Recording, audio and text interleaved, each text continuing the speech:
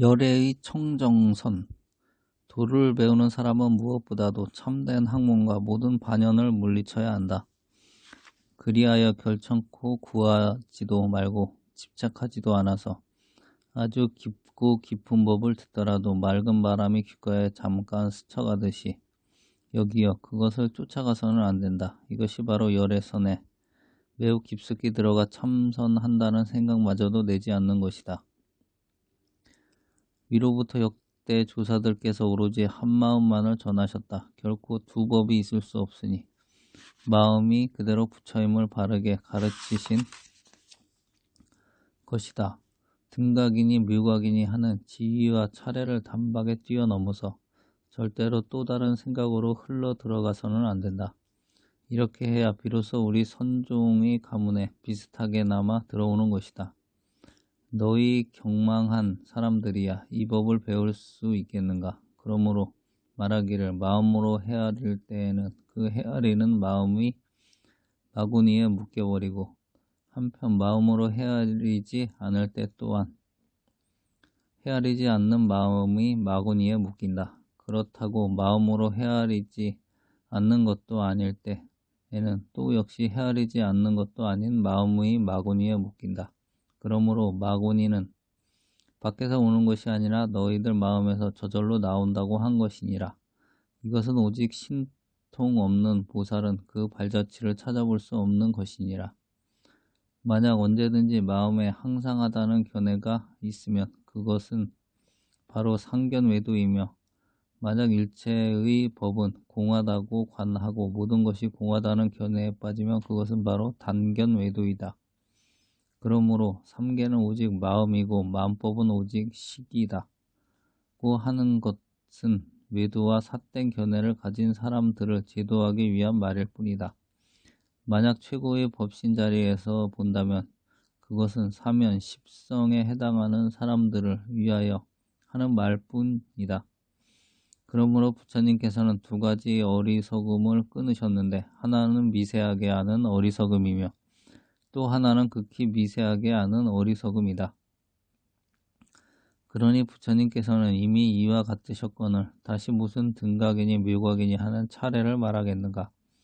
그러므로 모든 사람들은 그저 밝음만 추종하고 어두움을 싫어하며 그저 깨우침만을 얻으려고 하고 번뇌와 무명은 받으려 하지 않으면서 말하기를 부처님은 깨달은 분이고 중생들은 망념이 남아있는 존재이다라고 한다.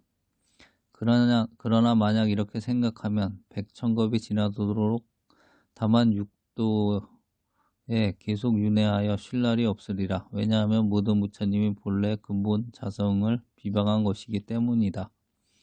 부처님께서는 너희에게 분명히 말씀해 주셨다. 부처 또한 밝음도 아니요 중생 또한 어둠도 아니다.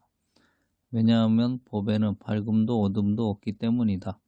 부처라고 해서 또한 강하지도 않고 중생이라 해서 약하지도 않다. 왜냐하면 법에는 강함도 약함도 없기 때문이다. 또 부처라 해서 지혜로운 것도 아니고 중생이라 해서 어리석은 것도 아니다. 왜냐하면 법에는 지혜로움도 어리석음도 없기 때문이다. 너희들이 나타나서는 모두들 선을 안다고 말들 하지만 입을 벌리기만 하면 그대로 병통이 생기고 만다. 그리하여 근본을 말하지 않고 지말만을 말하며 미혹함은 말하지 않고 그저 깨달음만을 말하며 본체는 말하지 않고 작용만을 말하는데 제대로 말한 것이라고는 도무지 없다.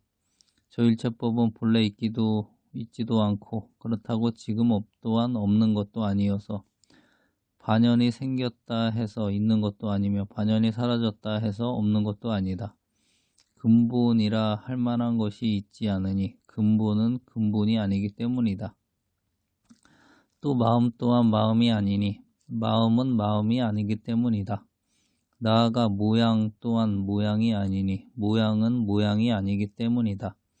그러므로 말하기를 법도 없고 본래 마음도 없어야만 비로소 마음이라 하는 마음법을 알게 된다고 했다.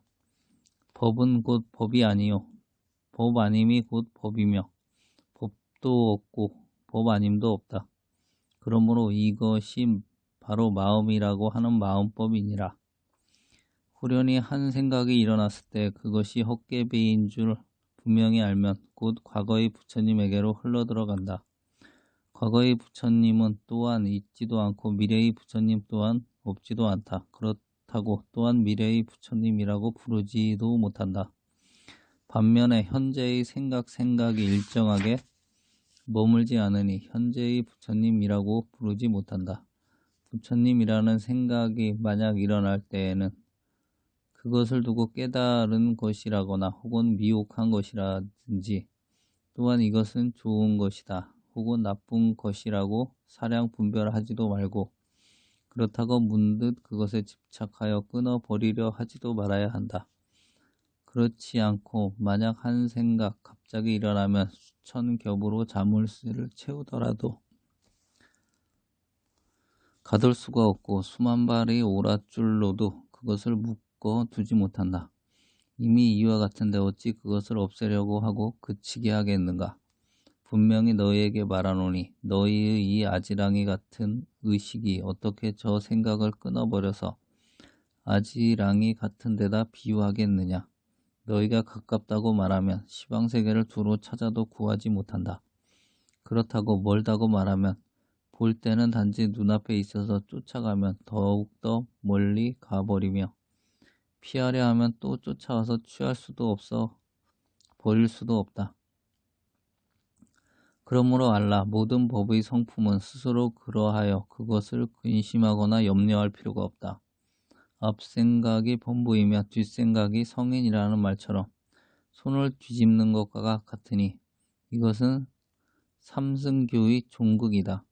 그러나 우리 선종의 가르침에 의거하면 앞생각 또한 범부가 아니고 뒷생각 또한 성인이 아니며 앞생각이 부처가 아니고 뒷생각이 중생이 아니니라. 그러므로 모든 빛깔이 부처님이 빛깔이며 모든 소리가 그대로 부처님이 소리이다. 한 이치를 들면 모든 이치가 다 그러하므로 한 현상을 보아 모든 현상을 보며 한 마음을 보아 모든 마음을 보며 한 도를 보아 모든 도를 보아서 모든 것이 도 아님이 없다. 또 한 띠끌을 보아 시방세계의 산하 대지를 보며 한 방울의 물을 보아 시방세계에 있는 모든 성품의 물을 보며 또한 일체의 법을 보아 일체의 마음을 본다. 모든 법이 본래 공에서 마음은 없지도 않다. 없지 않음이 바로 묘하게 있는 것이고 있음 또한 있는 것이 아니어서 있지 않음이 바로 있는 것이니 이것이 바로 참으로 공하면서 오묘하게 있음이니라. 그렇다면 시방세계가 나의 한마음을 벗어나지 않으며 티끌처럼 많은 모든 국토들이 나의 한 생각을 벗어난 것이 아니다. 그렇다면 무슨 앙과 박을 구별하여 말하겠는가? 마치 벌꿀의 성질이 달콤해서 모든 꿀은 다 그러하므로 이 꿀은 달고 저 꿀은 쓰다고 말할 수 없는 것과 같다. 이런 일이 어디 있을 수 있겠는가? 그러므로 말하기를 허공이 안팎이 없으니 법의 성품도 또한 그러하며 허공이 중간이 없으니 법의 성품도 그와 같다고 하였다. 그렇기 때문에 중생이고 부처요 부처가 그대로 중생이니라. 중생과 부처가 원래로 한 본체이며 생사열반과 유의, 무의가 원래 동일한 본체이며 세간, 출세간과 나아가 육도, 사생과 산하대지와 유정, 무정이 또한 같은 한 본체이다. 이렇게 같다고 말하는 것은 이름과 모양이 역시 공하여 있음도 공하고 없음도 공하여 겐지스강에 무례할 수만큼 많은 온 세계가 원래 똑같이 공하기 때문이다. 만약 그렇다면 중생을 제도할 부처가 어디 있으며 부처의 제도를 받은 중생이 어디 있겠느냐? 무엇 때문에 이러한가? 마음법의 자성이 본래 그렇기 때문이다. 그러나 만약 저절로 그렇다는 견해를 내면 곧 자연 외도에 떨어지고 만약 나도 없고 나의 것도 없다는 견해를 내면 사면 십성의 지위에 떨어진다. 너희들이 지금 어찌 한자, 한치를 가지고 끝없는 허공을 재려 하겠는가?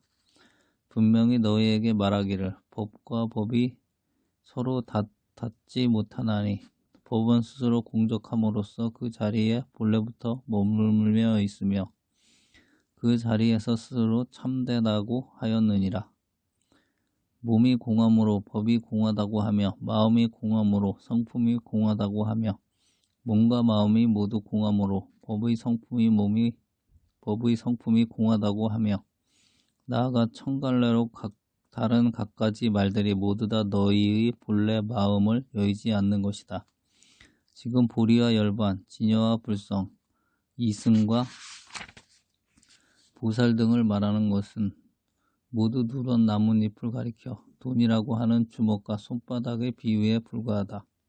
주먹을 펴면 천상 세계와 인간 세계의 모든 대중들이 모두 그 속에 아무것도 없음을 보게 된다. 그러므로 말하기를 본래 한 물건도 없거니 어느 곳에 티끌이 있으리요 라고 하였다. 본래 한 물건도 없어서 삼세 역시 있는 바 없다. 그러므로 도를 배우는 사람은 단도직입으로 이러한 뜻을 알아야만 된다. 그러므로 달마 스님께서 인도로부터 이 땅에 오시어 여러 나라를 거치셨지만 오직 찾아 얻으신 것은 해가 스님 한 분뿐이었다. 해가 스님에게 마음의 도장을 은밀히 전하였으니 이는 너희의 본래 마음에 새기신 것이다.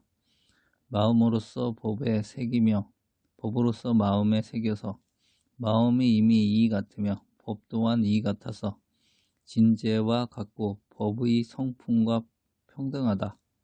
법의 성품이 공한 가운데 누가 수기하는 사람이며 누가 부처가 되는 사람이며 누가 법을 얻은 사람이겠는가.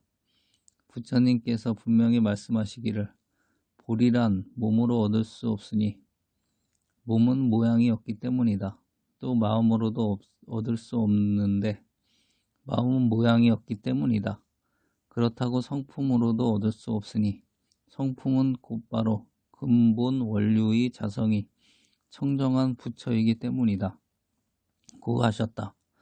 부처로서 다시 부처를 얻을 수 없으며 모양이 없는 것으로 다시 모양이 없는 것을 얻을 수 없다. 본래 얻은 것이 없어서 얻는 것이 없음도 얻을 수 없느니라. 그러므로 말씀하시기를 얻을 만한 한 법도 없다고 하신 것이다. 이는 다만 너희로 하여금 본 마음을 분명하게 찾게 하고자 한 것이다. 당장 요달했을 때에도 요달한 모양을 얻을 수 없어서 요달함이 없는 모양도 요달하지 않음이 없는 모양도 얻을 수 없다.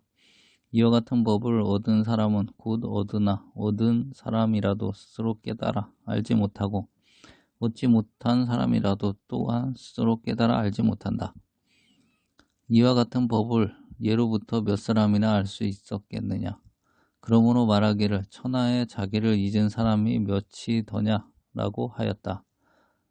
지금 한 기틀, 한 경계, 한 경전, 한 가르침, 한 세대, 한 시기, 한 이름, 한 글자를 육근의 문 앞에서 알 수 있다면 꼭두각시와 무엇이 다르겠느냐.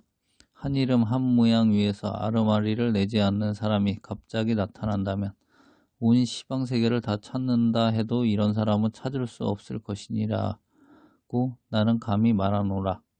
그와 버금갈 만한 사람이 둘도 없으므로 조사의 자리를 이으며 또한 부처님이 종자라고 일컫나니 순수하여 전혀 잡됨이 없느니라.